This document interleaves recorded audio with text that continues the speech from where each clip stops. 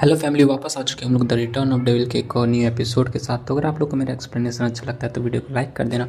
Channel पे पहली बार आए तो चैनल को सब्सक्राइब करके बेल नोटिफिकेशन कॉल पे सेट कर देना। तो एपिसोड के स्टार्टिंग में दिखाते यूज होता है, एबिगुल को बोलता है कि एबिगुल, मैं तुम्हें बैटल एनर्जी होता है उसको कैसे यूज करते हैं उसको सिखाने वाला हूँ। बोलती बैटल एनर्जी ये क्या होता है? ये बोलता है कि अगर तुम इसको सीख गई, मतलब जो मैं तुम्हें सिखा रहा हूँ वो सीख गई, तो उसके बाद जो तुम उसे मांगोगे मैं तुम्हें वो दूंगा। ये सुनने के बाद जो एबिगुल काफ़ी खुश होती है, बोलती ठीक है डैडी, मैं ये सब कुछ सीखने को तैयार हूँ। साथ में कुछ दिनों बाद का सीन दिखाते हैं, यानी कि जो स्लेबे फैमिली का कैस्टल होता है वहाँ पे लैला जो होती है अपना एक्सपेरिमेंट कर रही होती है और उसके दरवाजे पे नॉक होता है। कोई मतलब लैला बोलता है तो बोलती है ठीक है अंदर आ जाओ। अंदर और कोई नहीं, उसकी सिस्टर सीरियस होती है। तो सीरियस अंदर आती है, बोलती है कि मदर ने हेवनली फ्रूट का शेप्ड आइस बनाया था, तो मैंने इसको तुम्हारे लिए बचा के यहाँ पे लेके आई। बोलती वाह सिस्टर, तुम तो बहुत अच्छी, तुम इस पूरी दुनिया की बेस्ट सिस्टर हो। साथ ही वो उसे खाना स्टार्ट कर देती और बोलती वाह ये काफ़ी कोल्ड और काफ़ी ज़्यादा टेस्टी भी है। सीरियस होती है, उसे पूछती कि मदर ने मुझे ये कहा था कि तुम काफ़ी समय से इस लैब में यहाँ पे कुछ एक्सपेरिमेंट कर रही हो और बाहर भी घूमने फिरने नहीं जा रही हो। जो लैला होती है वो सीरियस को बताती है, सिस्टर मेरे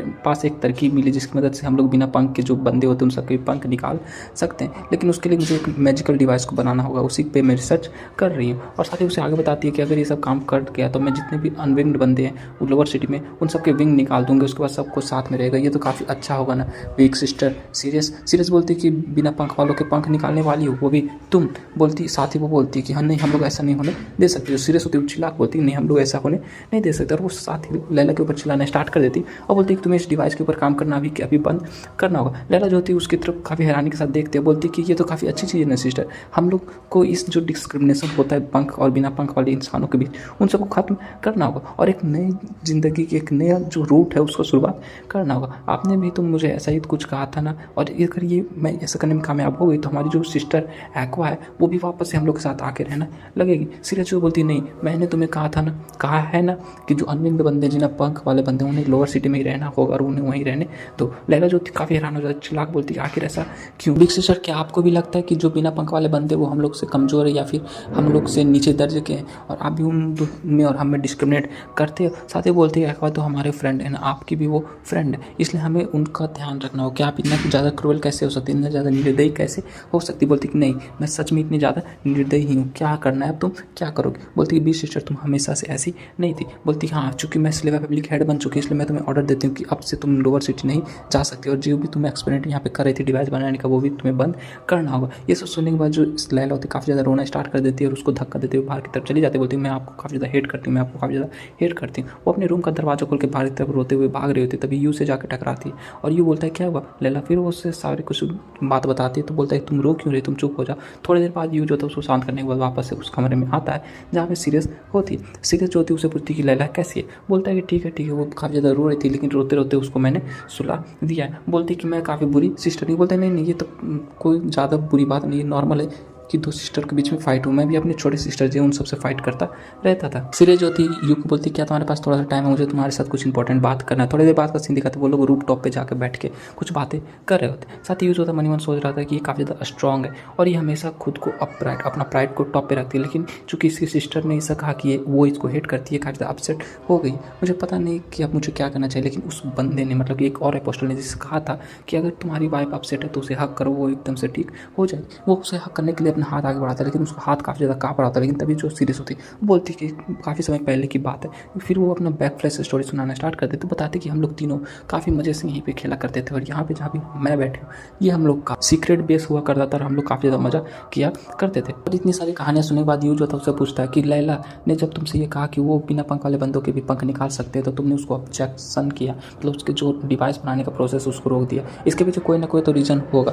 क्या एक्वा का इससे कुछ लेना देना है? वो बोलती कि हाँ, क्योंकि मैं उसको इन सबसे छिपा के रखना चाहती हूँ। मैं एक्वा को इन सब पॉलिटिकल जो मैटर्स अफेयर्स उन सब में घसीटना नहीं चाहती। वो बताती है कि एक्वा जो है वो काफ़ी आराम से लोअर सिटी में रह रही है क्योंकि वो एक अनविन बंदी मशहूर, उसके पास पंख नहीं इसलिए वो काफ़ी आराम से वहाँ पे रह रही है। लेकिन एक बार उसका पंख निकल गया तो उसका लाइफ जो है पूरी की पूरी तरह डेंजर में फंस जाए। ये पूछता है ऐसा क्यों? वो खड़ी हो जाती बोलती बताना स्टार्ट कर देती क्योंकि एक्वा जो है वो प्रीवियस हेवनली लॉर्ड की डिसेंडेंट है। वो एक विंग्ड सेलेस्टियल का डिसेंडेंट है। उसके फादर जो थे हमारे हेवनली लॉर्ड हुआ करते थे। ये बोलता है अच्छा ऐसी बात है, तो उसके पास पंख क्यों नहीं है? क्योंकि उसके फादर इतने ज़्यादा पावरफुल थे, तो एक्वा के पास भी पंख होना चाहिए था। बताती है एक्वा जो है वो बिना पंख के पैदा नहीं होती, उसकी स्टार्टिंग में उसके पास पंख थे और उसके पास काफ़ी हाई स्ट्रॉन्ग में लाइट एलिमेंट भी मौजूद थे। बट जैसे जैसे टाइम बीता सबको एक्वा के बारे में पता चलने लगा, तो उसके फादर जो थे हेवनली लॉर्ड की पोजीशन से हट गए और न्यू हेवनली लॉर्ड आ गए। तो उसके फादर ने उसके बॉडी में एक एंटी मैजिक डिवाइस इंस्टॉल कर दिया, जिसकी मदद से उसके पंख कभी भी बाहर नहीं आएंगे और वो हमेशा एक बिना पंख के बंदे बन के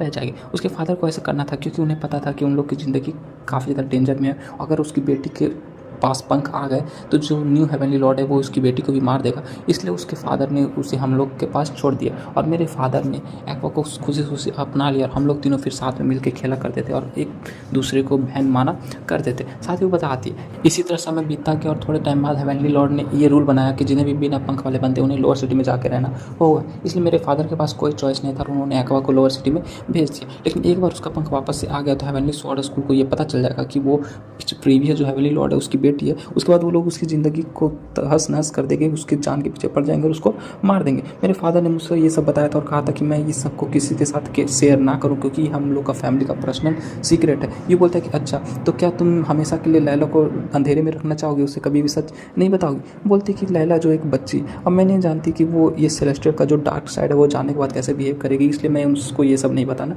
चाहती थी। यूँ जो होता है उसके माथे पर हल्का सा पिंच करता है। वो बोलती है कि तुमने ऐसा क्यों किया? ये बोलता है कि लैला जो वो तुमसे और एक्वा से काफ़ी ज़्यादा प्यार करती है और वो तुम दोनों की मदद करना चाहती है, इसलिए तुम्हें रिलैक्स होकर उसको सब कुछ सच सच बता देना चाहिए। उसके बाद वो भी काफ़ी आराम से तुम्हारी हेल्प करेगी। बोलती है कि हाँ अब मुझे तुमसे बात करने के बाद काफ़ी अच्छा लग रहा है, चलो ठीक है। वो एक बार शांत हो जाएगी, उसका जो गुस्सा कम हो जाएगा तो मैं उससे जाके बात कर लूँगी। और साथ ही जो सीरियस होती काफ़ी ज़्यादा रिलैक्स हो जाती है। बोलती है वाह अब मुझे काफ़ी अच्छा लग रहा है, चूँकि मैंने सब कुछ तुम्हारे साथ शेयर कर दिया, मुझे काफ़ी आराम फील हो रहा है। और साथ ही वो उसे वार्न करते हुए बोलती है कि मैंने अपना फैमिली का सीक्रेट तुम्हें बताया, इसलिए मैं चाहती हूँ कि तुम इस सीक्रेट को किसी और को ना बताओ। लेकिन तभी वहाँ पे दिखाते एयरशिप जो होता है उड़ते हुए उन सब की तरफ आ रहा होता है, मतलब कि सीरियस के पीछे से आ रहा होता है। ये उसको देख लेता है, लेकिन सीरियस तभी यू से पूछती है कि अब मैंने चूंकि अपना सीक्रेट तुम्हें बता दिया तो तुम भी अपना एक सीक्रेट मुझे बताओ कि आखिर तुम एक्जैक्टली हो कौन माय डियर हस्बैंड। क्यों जो था उसको पकड़ के अपने करीब ले आता है। ये देखने के बाद सीरियस काफ़ी ज़्यादा जो होती ब्लशिंग करने लगती है, ब्लश करने लगती है। लेकिन तभी दिखाते वो एयरशिप काफ़ी करीब आ जाता है और यूज होता है अपने पावर को यूज करते हुए उस एयरशिप को रोक लेता है। ये उस एयरशिप को रोकते हुए फिर सीरियस के सवाल का जवाब देता है कि बोलता है कि मैं एक रेगुलर इंसान। बोलती अच्छा